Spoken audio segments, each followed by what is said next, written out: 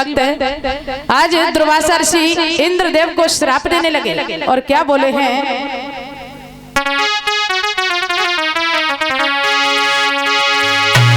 कि कहीं भूप समझाई गए ऋषि आई क्रोध करी भारी, और होए पराजय तेरी राजा सुन ले बचन अगारी।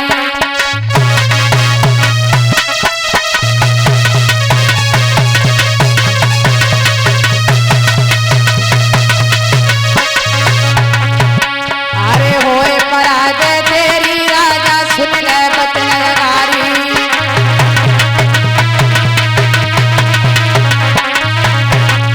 बोले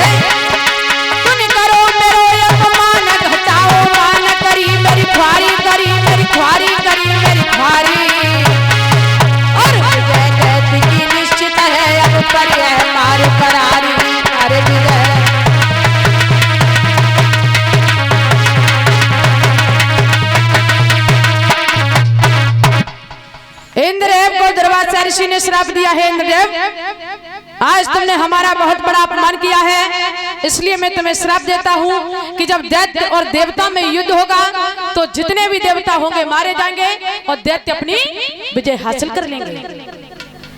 इंद्रदेव को श्राप हुआ, दुर्वासा ऋषि तो चले गए।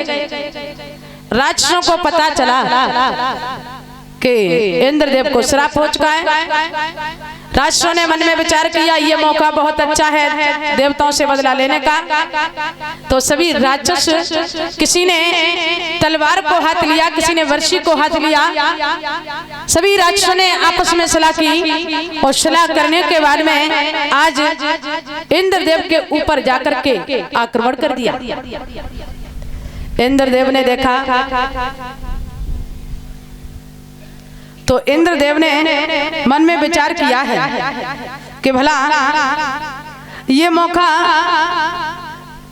अगर जहां कहीं भी राक्षस में अकेला पालेंगे तो किसी भी देवता को जिंदा नहीं छोड़ेंगे, और इस तरीके से मैं उन राक्षसों से विजय हासिल नहीं कर सकता हूं, क्योंकि कहा भी गया है कि यदि दुश्मन को मारना है तो कभी दुश्मनी से नहीं प्रेम में मारा जाता है।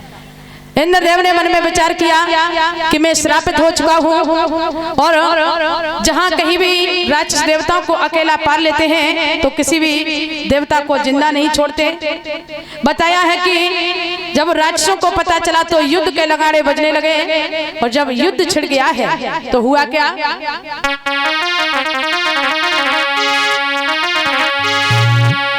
अरे ढोल नगाड़े बजने लगे,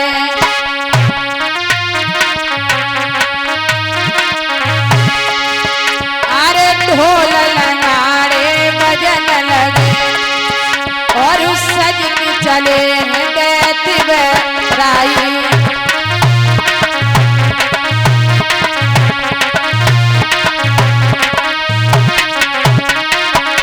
बताया अरे देखी हाल तबई प्रभु ने, इंद्रदेव ने देखा अरे देखी हाल तबई प्रभु, और उस सब देवन से कही सुनाई।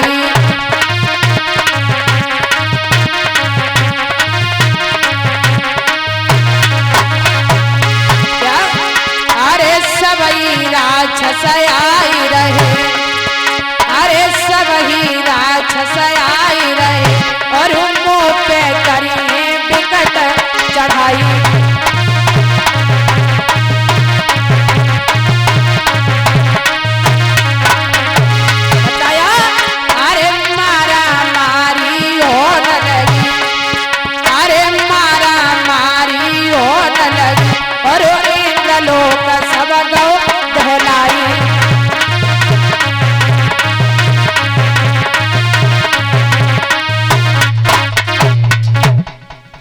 इंद्रदेव ने देखा सभी राक्षसों ने आकर के देवताओं के ऊपर आक्रमण कर दिया।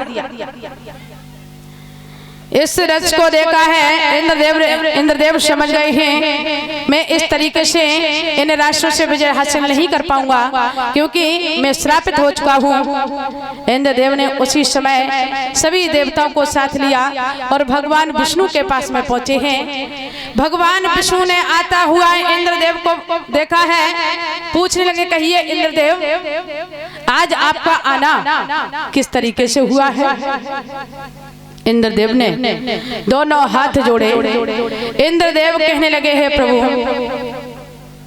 आपको मालूम होना चाहिए कि मुझे दुर्वासा ऋषि का श्राप लगा है, और हे नाथ, जहाँ कहीं भी राक्षस देवताओं को अकेला पा लेते हैं तो किसी भी देवता को जिंदा नहीं छोड़ते हैं।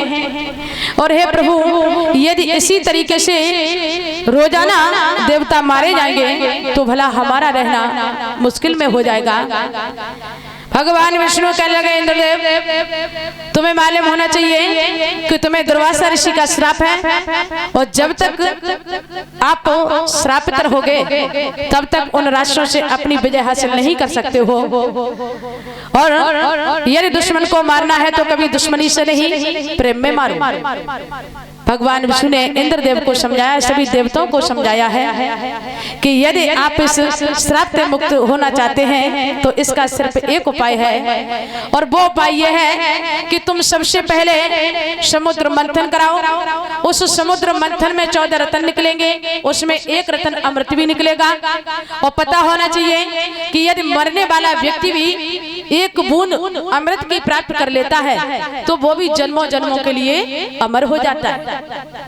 और जब आप अमृत का पान कर लोगे तो आप अमर हो जाएंगे, और जब अमर हो जाओगे तो आप उन राष्ट्रों से विजय हासिल कर लेंगे।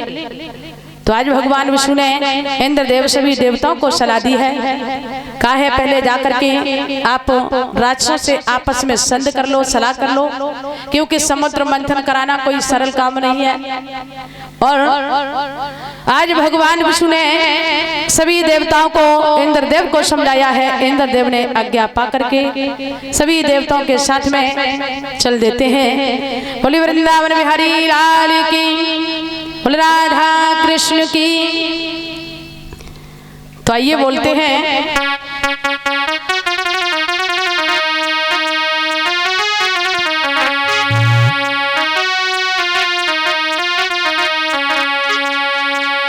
सभी भक्त बोलेंगे कि दीदी मेरो ले गयो तेन चुराए, आए छलवलिया सामरो। दीदी मेरो ले गयो तेन चुराए, आए छलवलिया सामरो।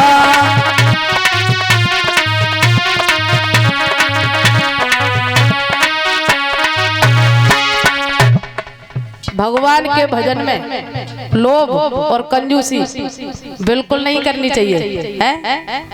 3-4 दिन से हम देख रहे हैं कि अगर थोड़ी देर कह दो कि भगवान का नाम, तो भाई साध की जयकारा बोल जाता महाराज, हमें तो सुनाई भी नहीं पड़ता है। क्योंकि बताया कि भगवान के भजन में लोभ और कंजूसी बिल्कुल नहीं करनी चाहिए है? अरे धन से नहीं तो कम से कम तन से ही सेवा कर लो, क्योंकि ये मनुष्य योनि, जिस योनि में आज हम और आप भगवान का भजन कर रहे हैं, और इस योनि को पाने के लिए बड़े बड़े देवता तरसते हैं। इसलिए कि यदि मुझे ये शरीर मिल जाता, इस योनि में आकर के मैं भगवान का भजन कर लेता, तो यूं ही व्यर्थ मत जाने दो है? क्योंकि ये अवसर जो आप लोगों को मिला है ये भी बहुत बड़ा सौभाग्य है। यहाँ तक बताया, पता नहीं कितने अच्छे पुण्य किए होंगे तब कहीं आज बैठने का अवसर मिला है। तो कभी भी भगवान के भजन में लोभ और कंजूसी